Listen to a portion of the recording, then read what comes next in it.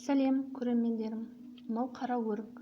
Бұны біз күзде жинап алып, мұздатқышқа салып сақтап қойдық. Қыс бойы мұздатқышта тұрды. Енді осыны қазір көктем шығарып компот дайындайын деп жатырмын.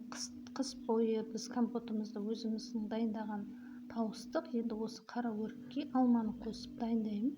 Өте дәм керемет болады. Алманы майдалап турап аласыздар. Енді осы екеуін қосып ыдысқа салып қайнатамыз. Сондай үлкендеу ыдысқа қара өрікті салып аламыз. Содан соң алманы саламыз. Үстінен мұздай толтырып суды құямыз.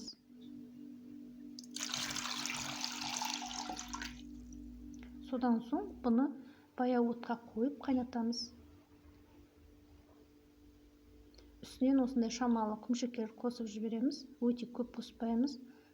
Көп қоссақ дәмі өте тәтті болып кетеді. Алдағы уақытта қайнаған кезде дәмін көріп, қышқылдау болып жатса, қайтадан үстінен құмшекерді қосуымызға болады.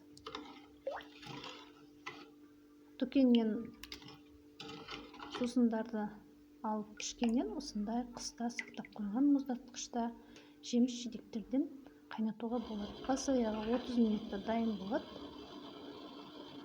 Түсі шамалы ақшылдау болады, өйткені бұл жеміс жаңағы мұздатқышта тұрған соң түсі онда қатты қып-қызыл болмайды.